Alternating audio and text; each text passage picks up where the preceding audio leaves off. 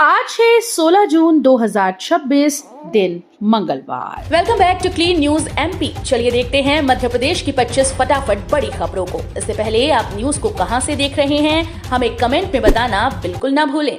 साथ ही हमारे Facebook page को भी फॉलो करें। फेसबुक पेज का लिंक डिस्क्रिप्शन में दिया गया है।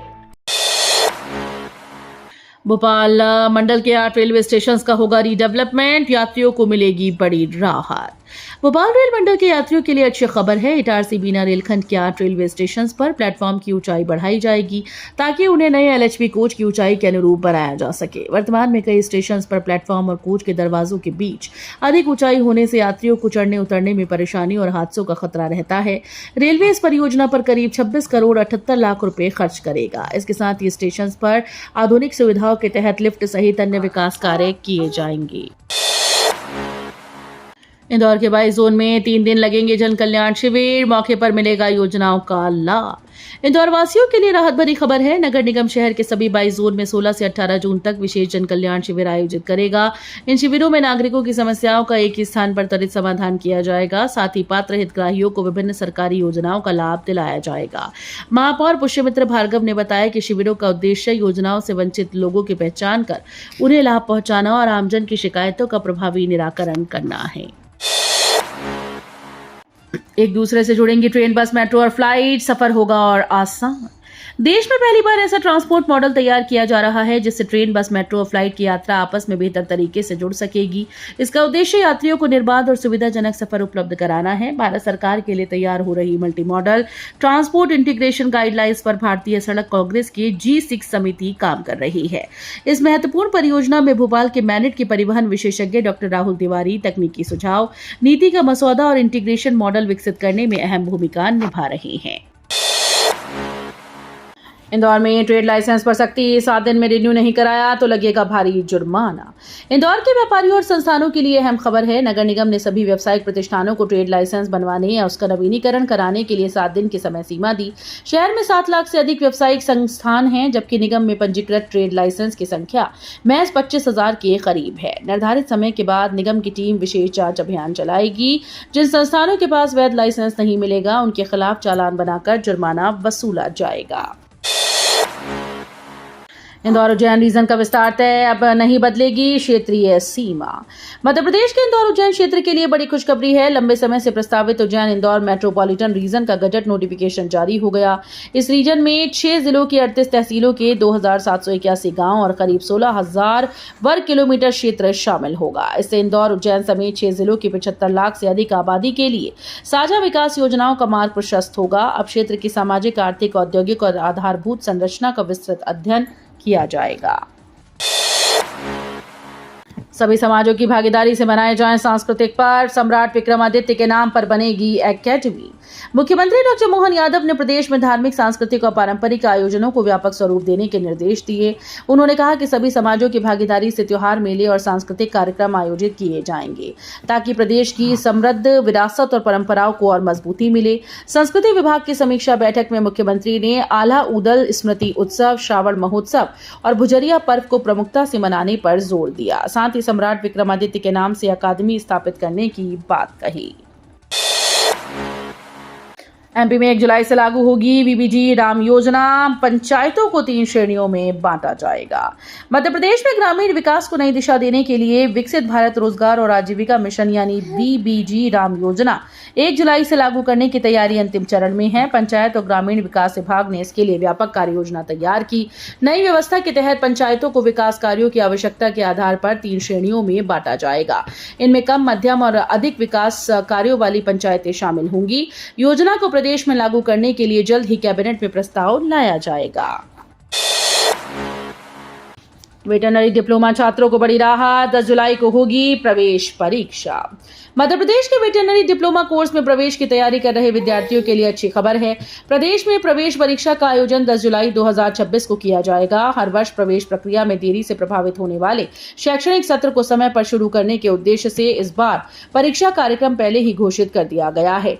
मध्य प्रदेश कर्मचारी चयन मंडल के अनुसार 5 शासकीय और 6 अशासकीय वेटरनरी डिप्लोमा कोर्सेज में प्रवेश के लिए परीक्षा आयोजित होगी।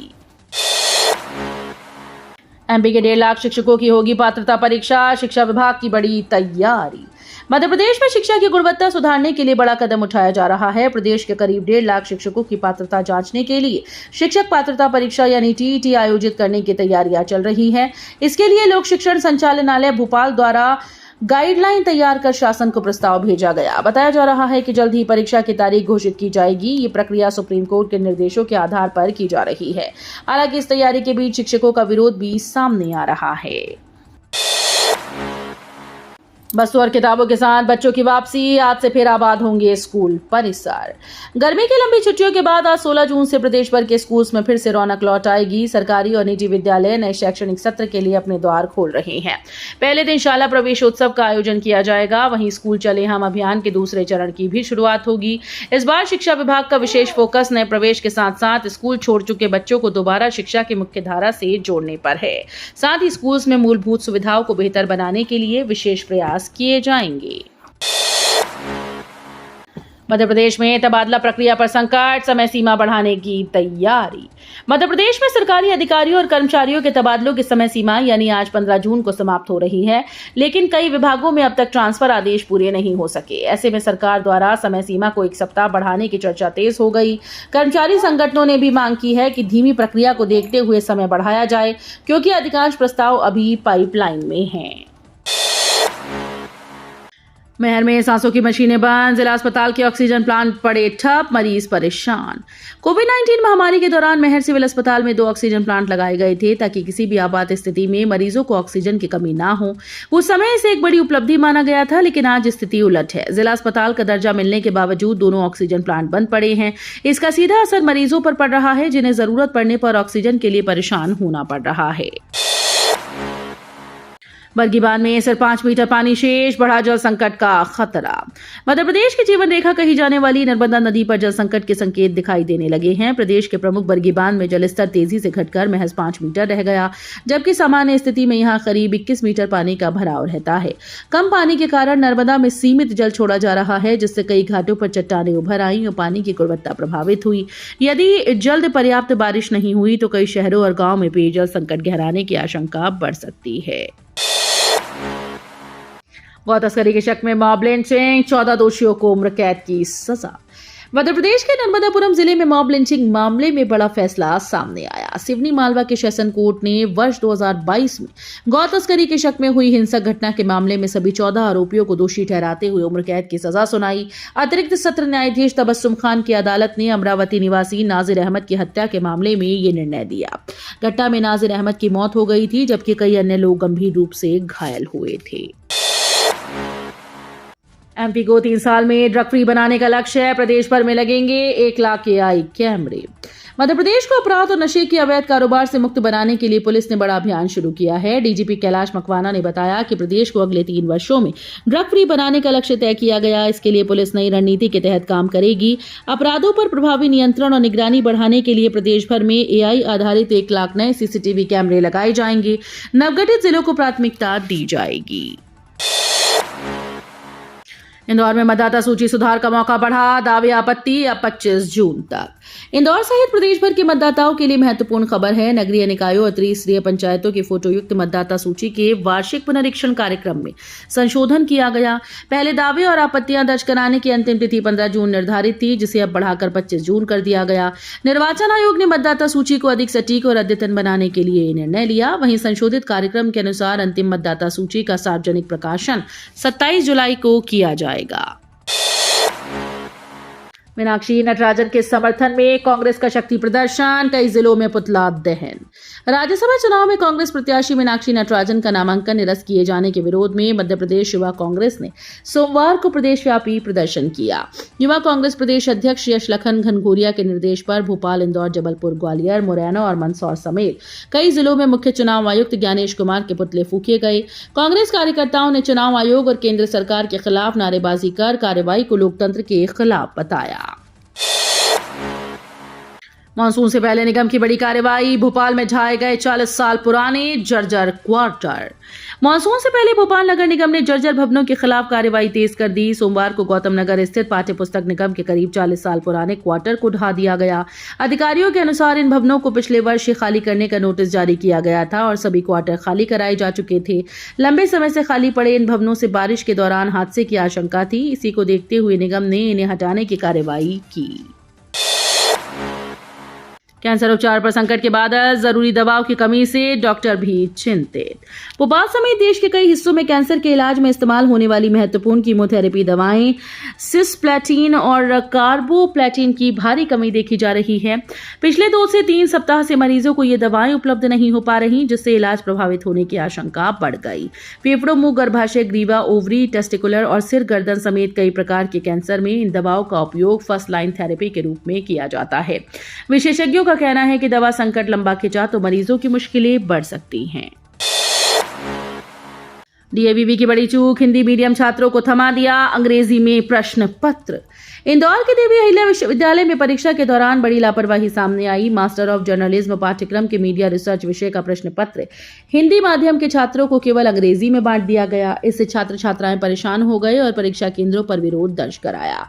नई शिक्षा नीति के तहत मातृभाषा में शिक्षा को बढ़ावा दिया जा रहा है, लेकिन विश्वविद्यालय की इस चूक ने कई सवाल खड़े कर दिए। छात्रों की आपत्ति के बाद केंद्रों पर प्रश्नों का अनुवाद कर उन्हें समझाया गया।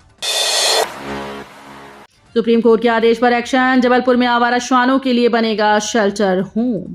जबलपुर नगर निगम ने आवारा और बीमार श्वानों को लेकर सुप्रीम कोर्ट के निर्देशों पर अमल शुरू कर दिया। नगर निगम प्रशासन ने श्वानों के लिए शेल्टर होम बनाने की दिशा में एक कदम बढ़ाते हुए इसके लिए स्थान लगभग चिन्हित कर लिया है। वहीं आवारा श्वानों की बढ़ती संख्या पर नियंत्रण के लिए कठौंधा स्थित डॉग बदियाकरण केंद्र की क्षमता भी बढ़ाई जा रही है। यहाँ पिंजरों की संख्या 65 से बढ़ाकर 150 कर दी गई और 100 अतिरिक्त पिंजरे लगाने की तैयारी है।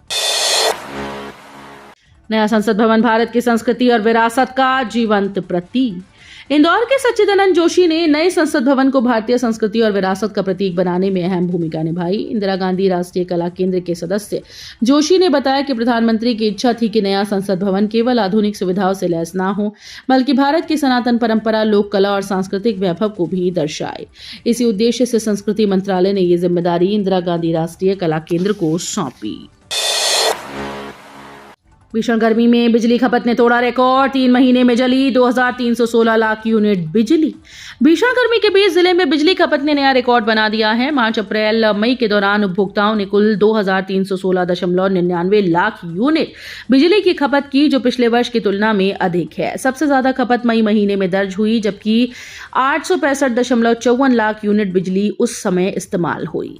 एसी, कूलर और अन्य विद्युत उपकरणों के बढ़ते उपयोग से मांग लगातार बढ़ी है। हालांकि मेंटेनेंस कार्य, ओवरलोडिंग और फॉल्ट के कारण कई क्षेत्रों में बिजली कटौती और ट्रिपिंग की समस्या भी बनी रही।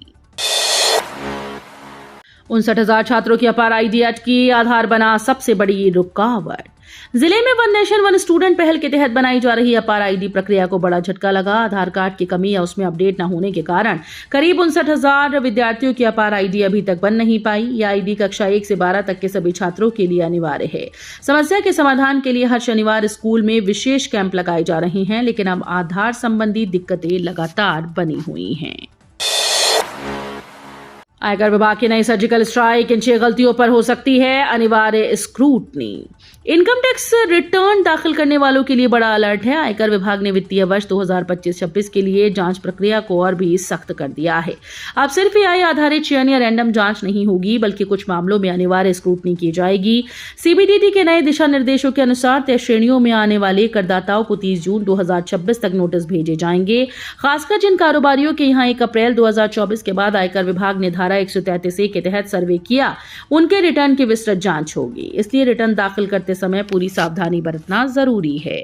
तो ये थी आज की 25 फटाफट बड़ी खबरें। अगर आपको न्यूज पसंद आई हो तो वीडियो को लाइक और शेयर जरूर करें। धन्यवाद।